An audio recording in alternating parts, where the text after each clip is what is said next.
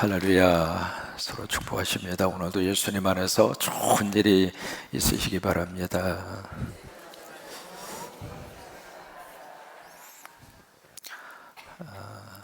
지금 에레미야 애가의 상황은 절대 절망의 상황입니다. 나라도 다 폐허가 됐고 성전도 이미 다 무너졌고 이제 포로가 돼서 이제 끌려가게 됐고, 에레미야 자신도 포로가 돼서 바빌론으로 끌려갑니다. 본인도 이제 그런 고통과 아픔 속에 있는 거죠. 근데 절대 절망 속에서 탄식하고, 그리고 하나님 앞에서 어찌하여 에카라고 하는, 이 에가라고 하는 슬픈 노래를 부릅니다. 근데 절대 절망에서 그냥 절망으로 그냥 슬픈 노래만 이렇게 속에 있는 것을 터뜨려 놓고 끝나면 사실은 더 이상의 의미가 없습니다. 그러니까 내 상황 자체가 지금 너무 힘드니까 힘든 것을 힘들다고 인정하고 끝나면 더 이상의 의미가 없는 거예요. 근데 이 절대 절망의 상황 속에서 지금 무엇을 붙들고 있는가? 희망을 말하고 있습니다. 어떤 면에서 애가는 슬픈 노래이기도 하지만 슬픈 노래 속에서 희망의 노래입니다. 이게 어떻게 가능할까? 일반적으로 우리는 절대 절망의 상황이라면 여기서 끝납니다. 왜냐하면 더 이상 이렇게 나갈 수 있는 뭐가 없으니까. 그래서 이제 가능성이 좀 보이거나, 아니면 내가 할 수 있는 자신감이 있다거나, 아니면 뭔가 이렇게 바라보면서 나름대로 어떤 희망의 불씨가 내 속에 있다면은 이 절대 절망의 상황 속에서 희망을 말할 수가 있지만은, 거의 대부분 이 상황이라면 여기서 내 삶이 끝났구나, 여기서 더 이상 해볼 수 있는 길이 없구나 하고 여기서 끝나는 겁니다. 근데 에레미야 속에서 우리는 탄식의 노래만 듣는 것이 아니라 탄식의 노래 속에서 어떻게 기가 막히게 이쪽 과정으로 넘어가는 거예요. 여러분, 이것을 가르쳐서 바로 영성이라고 그런 겁니다. 우리가 은혜가 충만하다, 성령이 충만하다, 말씀이 내 속에 들어왔다, 무슨 의미일까? 이 상황에서 이 상황으로 건너뛰는 거예요. 그래서 희망의 근거를 어디서 찾는가? 희망의 근거는 바로 누구냐면 하나님이죠. 하나님. 그래서 이제 오늘 성경에서도 여호와께로 돌아가자, 여호와께로 돌아가자, 그 메시지가 지금 후반부에서 쭉 퍼지는 이유가 바로 그것입니다. 왜 절망의 상황에 왔을까? 하나님은 등지고 사니까 그랬다 이거예요. 어떤 환경적인 요인, 어떤 주변적인 요인, 그것도 중요하겠지만은 근본적으로 들어가서 보면 모든 문제의 출발은 하나님을 등졌을 때, 그때 나에게 고통이 왔고 민족적으로 아픔이 왔고 나라가 뒤숭숭하게 됐고 윤리와 도덕이 무너지게 됐고, 그렇다면 그것을 해결할 수 있는 가장 근본적인 해결의 실마리는 우리 땅에 있는 것이 아니라 결국 그 해답은 누구에게 있는가? 하나님에게 있다. 그러니 하나님에게 있으니 하나님에게 돌아와라. 이것이 이제 호세아라고 하는 하나님의 사람의 가장 중요한 메시지입니다. 이제 에레미야 애가를 끝나면 그 다음에 소선지자 쪽으로 쭉 건너가게 될 터인데, 거기서 이제 더 이렇게 바라보는 그 시각들이 바로 그겁니다. 하나님께로 돌아가자. 거기에서 우리의 답이 있다. 다른 것으로는 우리가 이것을 해결할 수 있는 길이 묘연하다.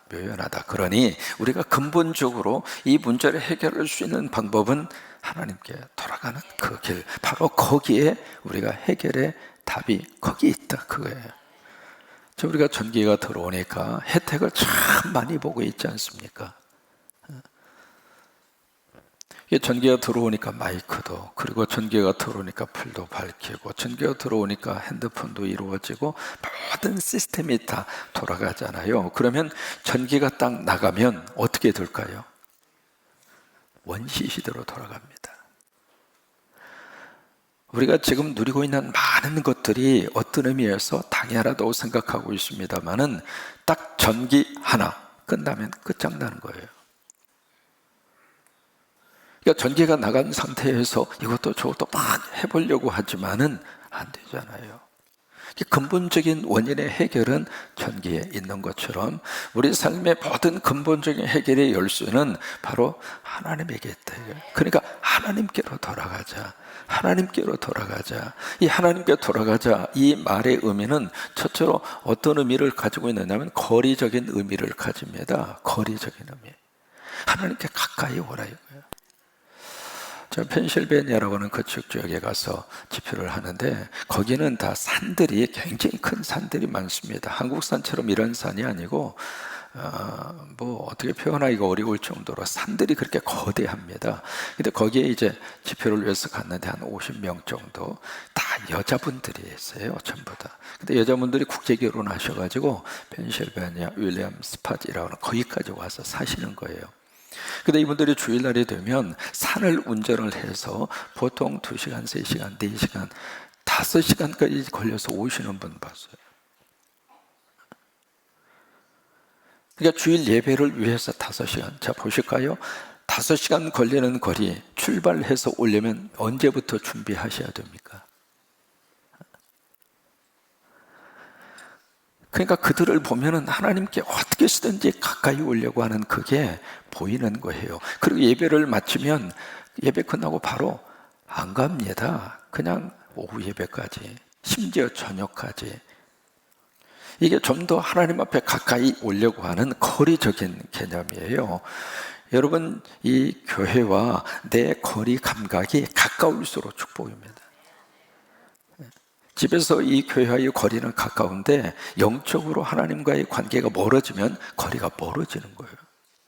그러니까 이게 가까이 와라고 하는 것은 거리적인 의미예요. 늘 하나님 앞에 가까이 오는 게 복입니다. 가까이 오는 게 복이에요. 마치 예수님의 발 앞에서 마리아가 그냥 주님의 발 앞에서 말씀을 먹잖아요. 그러니까 마르다는 같은 공간에 있었지만 마르다는 멀리 있었던 거예요. 그래서 뭔가 주님을 위해서 하기는 하지만 물론 그 사역이 필요 없다, 그건 아닙니다. 그것도 주님이 인정을 하셨습니다. 근데 중요한 것은 이게 영적으로 마르다와 마리아의 거리 감각이 다르다 이 말이에요. 그래서 마리아는 가장 발 앞에서 예수님 앞에 가까이 지금 와 있는 거거든요. 그러니까 마리아는 좋은 편을 택하였으니 빼앗기지 아니하리라. 이 새벽에 여러분 나온 분들은 좋은 편을 택한 줄로 믿습니다. 그러니까 거리적으로 하나님 앞에 가까이 오셔야 돼요. 그 다음에 두 번째로 하나님에게 가까이 와라. 그 의미는 시간적인 의미입니다. 늦기 전에 하나님 앞에 와라 그 말이죠. 그러니까 지금 그리고 이 순간 하나님 앞에 오는 것이 중요합니다. 늦기 전에. 그 다음에 세 번째로 이 가까이 와라고 하는 것은 관계적 의미를 말합니다. 하나님과의 관계 회복을 말하는 거죠. 그게 가까이 와라 그 말이에요. 그러니까 이 절대 절망의 상황 속에서 희망을 가질 수 있는 이 하나님 앞에 거리적으로 가까이 오고 시간적으로 가까이 오고 관계적으로 가까이 와라 이 말이에요. 그러면 이 하나님께 오는데 어떻게 오는가? 여기 세 가지로 오늘 성경이 말씀을 하시고 있습니다. 첫째로 어떻게 오는가? 첫째, 중요한 게 자기 성찰입니다. 자기 성찰. 그래서 이제 그 말씀을 하시고 있거든요. 그냥 하나님께로 와라 그렇게 말하고 있는 것이 아니라 여기서 이제 40절에 보시면 그 앞에 한 가지 말씀을 합니다. 40절에 우리가 스스로 우리의 행위들을 어떻게 하고 조사하고, 그거 말하면 자기 성찰, 자기를 성찰하고 자기를 한번 돌아보고 그리고 하나님께로 돌아와라 라고 하는 말씀을 하시고 있고, 두 번째는 어떻게 우리가 하나님 앞에 돌아갈까? 뭘로 돌아가느냐면 눈물로 하나님 앞에 돌아가라. 그래서 여기에 눈물이라고 하는 단어가 두 번에 걸쳐서 반복해서 나오고 있거든요. 48절에 보시면은 딸 내 백성의 파멸로 말미암아 내 눈에는 눈물이 시냇처럼 흐르도다. 얼마나 많은 눈물을 흘렸으면 시냇물처럼 눈물이 쏟아질까요? 49절 내 눈에 흐르는 눈물이 그치지 아니하고 쉬지 아니하며. 일본의 원한 그 사람이 쓴 그 책 가운데 당신이 행복하려면 울어라 라고 하는 글이 있습니다. 행복하고 싶으면 울으라고 하는 거예요. 이 눈물이라고 하는 참 묘한 그런 특성을 가지고 있습니다. 사람은요, 이 세상에 태어날 때 울고 태어납니다. 여러분 가운데 울지 않고 태어난 분 계세요? 아유, 답답한 데서 있다가 나오니까 속 시원하고만 그렇게 세상살이 시작한 분 있으면 손 들고 일어나 보세요. 모든 사람은 다 울면서 시작해요. 울어야 되고 안 울면 울어라고 두들겨 팹니다. 그렇게 삶을 시작합니다. 근데 마지막 세상을 떠날 때는 누군가를 울리고 떠납니다. 그러니까 눈물과 인생과 삶은 아주 밀접한 그런 관계를 가지고 있거든요. 눈물 그 자체를 분석하면 수분이 90%죠. 소금이 7%고 단백질이 2%고 점액소가 1%고. 시작.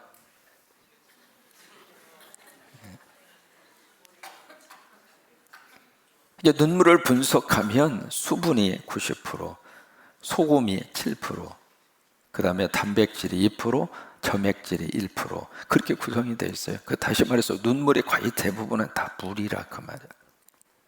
근데 물은 물인데 이게 그냥 물하고 눈에서 흐르는 물하고 다르더라 그 말이에요. 이 눈물 속에서는 뭐가 있는가? 아리스토텔레스가 그런 이야기 하죠. 카타르시스가 있다. 카타르시스라고 하는 것은 정화하는 것을 카타르시스라고 그래요. 그래서 이렇게 울고 나면 참 묘해요. 속이 다 시원한 거예요. 근데 울긴 우는데 누구 앞에서 울어야 하는가? 자식 앞에서 눈물 보이면 자식한테 너무 고통을 주는 거예요. 울고 싶어도 자식 앞에서는 참아야 되고, 울고 싶어도 아내 앞에서, 남편 앞에서 그 눈물 자주 보이면 어떻게 살겠어요? 그러니까 가족 앞에서는 눈물을 절제할 수 있는 마음이 필요하고요. 또 하나, 울더라도 아무나 붙잡고 막 훌쩍대고 그렇게 울고 있으면 누가 좋아해요?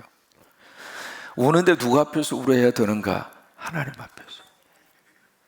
내 눈물의 진심을 그대로 받아줄 수 있는 분은 하나님밖에 없어요. 하나님 앞에서 눈물을 쏟아 놓으면 영적으로 하나님께서 내 속에 있는 이 찌꺼기들을 하나님이 다 청소해 주는 거예요. 다 청소해. 사람이 울고 나면 또 하나 뭐가 있는가? 이게요, 영적으로 힘이 생깁니다. 다윗이 하나님 앞에서 막 울잖아요. 우니까 그 눈물이 영적인 힘이 됐어요. 그래서 다윗을 하나님이 다시 한번 감싸 안으시고 그를 용서하고 그를 하나님의 사람으로 하나님이 쓰시잖아요. 욥이 하나님 앞에 막 웁니다. 이러면 언제 한번 욥기 강의 한번 들어보세요. 욥 속에서 하나님이 뭘 말씀하시려고 하는가? 욥기는 1장과 2장 그리고 마지막 42장 그 내용만 알면 안 됩니다. 그 중간에 끼어져 있는 3장에서 40, 38장, 9장까지를 알아야 돼요. 왜 거기에 세 명의 친구가 등장을 하게 됐는가? 세 명의 친구들을 왜 하나님이 꾸짖고 있는가? 거기에 대한 하나님의 어떤 내용을 알아야 욥기가 열리거든요. 어쨌든 욥이 하나님 앞에 막 울어요. 히스기야가 하나님 앞에 울잖아요. 성경의 거룩한 역사의 그 현장에는 뭐가 있느냐면 눈물이 있었어요. 이게 지금 남성과 여성의 수명 차이가, 평균 수명 차이가 거의 10년입니다. 물론 조금 줄어서 7년에서 한 8년 정도 그렇게 보고 있습니다만은 한국의 지금 평균 수명이 전 세계 평균 수명보다도 10살이 높습니다. 참 우리나라 오래 삽니다.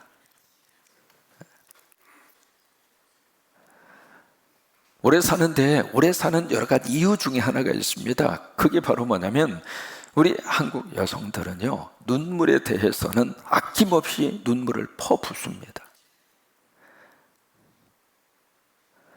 수없이 많은 탤런트가 있잖아요. 그 여자 배우들이 있잖아요. 세상에 어떻게 이렇게 잘 울어? 와, 울어도 그냥 수도꼭지 틀어놓은 것 같아. 막 눈물이 막 우리 눈에도 눈물이 나올 정도로 눈물이 콸콸콸콸 터져. 이 한국의 배우들이 이 우는 연기가 세계적입니다. 근데 뭐냐면 이렇게 울고 나면 내 영적인 능력이 생기는 거예요. 답답함도 풀어지게 되고 속에 있는 어려움도 풀어지게 되고, 그래서 여기 예레미야는 하나님 앞에서 쏟아놓는 거예요. 여러분, 힘든 일이 있으면 있을수록 아버지 앞에 와서 울고 나면 됩니다. 울면 역사가 나타나고, 모세가 갈대 상자에 그 핏덩어리가 갈대 상자에 담겨져서 나일강에 띄웠잖아요. 먼 발치에서 에미가 보고 있지만은 죽은 목숨이라 마찬가지잖아요.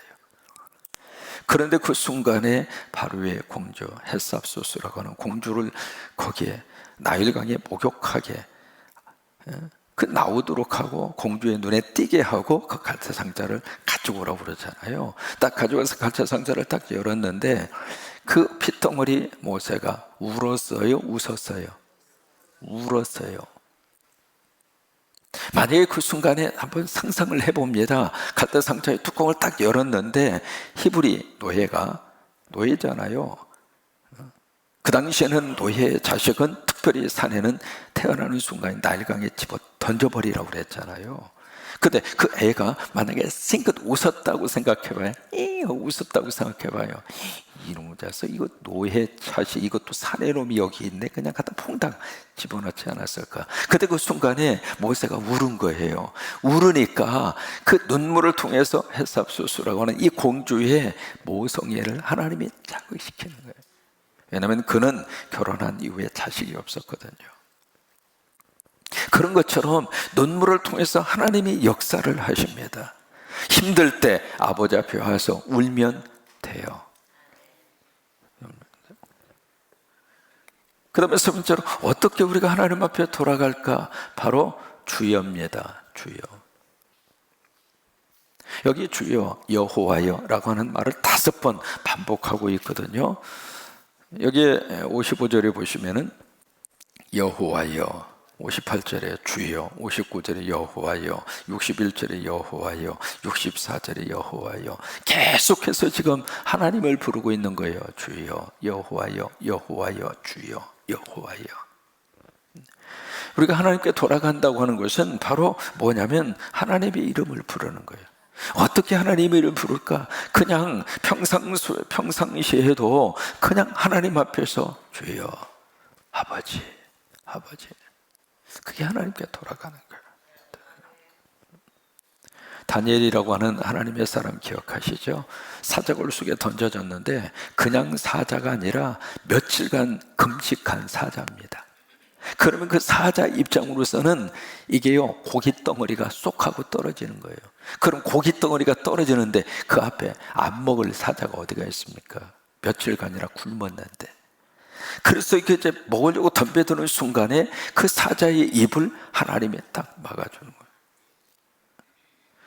딱 막으니까 창조 이래 금식한 사자가 먹거리를 앞에 두고 침만 흘린 역사가 그때예요. 왜 못 먹었을까? 누가 막아주니까. 그러면 그 사자들이 울거리는 그 굴에 누가 함께 하신 거예요? 하나님. 어떻게 하나님이 다니엘과 함께 했을까? 주여를 부르니까. 주여 부르니까 거기 함께 하신 거예요. 사드락과 메삭과 아벳노고 이야기 많이 듣잖아요. 풀무불, 이게 용광로보다도 더 뜨거운 게 풀무불이거든요. 거기에 이제 던져졌는데 세상이 어떻게 머리털 하나도 상하지 아니할 수 있을까? 사드락과 메삭과 아벳노고가 누구를 불렀을까요? 하나님이. 그러니까 그거예요. 따라서 한번 해보실까요? 환경보다 중요한 것은 누가 나와 함께 하느냐. 환경보다도 더 중요한 것은 누가 나와 함께 하느냐. 그렇다면 하나님이 함께 하시면 사자굴이라 하더라도, 그래서 하나님의 은혜를 받을 수 있는 은혜의 현장으로 바꿔주세요. 풀무불이 펄펄 끓는 그 속이라 하더라도 하나님이 함께 하시면 풀무불 속에서도 나를 해코지 할 수 없고. 그래요. 하나님을 부르는데 어떻게 하나님을 부를까? 하나님께 돌아오는데 어떻게 우리가 하나님 앞에 돌아갈 수 있을까? 자기를 성찰하고, 그래 하나님 앞에 눈물을 쏟으면서 주여, 주여, 주여. 이것이 바로 하나님께 돌아가는 그런 길입니다. 정리합니다. 예레미야가 히브리 말로 에카, 어찌하여 단식하면서 슬픈 노래를 부르고 있지만은 현실을 보면 슬픈 노래예요. 그런데 그 슬픈 노래 속에서 이 예레미야 에가는 희망을 말합니다. 희망의 근거가 무엇일까? 하나님이었습니다. 우리 민족의 희망의 근거도 하나님입니다. 현상적으로 보여줬을 때에는 어떻게 되겠나 걱정도 되고 염려도 되고 그런 상황 속에 있습니다만 그 속에서 우리는 하나님을 봅니다. 하나님이 이 민족 가운데 함께 하시고 하나님이 우리와 함께 하시고 그것을 보면서 우리는 희망을 말하는 하나님의 사람들입니다. 그래서 우리가 하나님께 돌아가는데 그냥 돌아가는 것이 아니라 나를 바라보고 그 다음에 하나님 앞에 흘려야 할 눈물이 있다면 그래요. 그리고 주여 부르짖으며 오늘 하루도 새벽에 재난을 쌓고 시작하는 여러분에게 하나님의 축복이 넘치기를 주의 이름으로 축원합니다.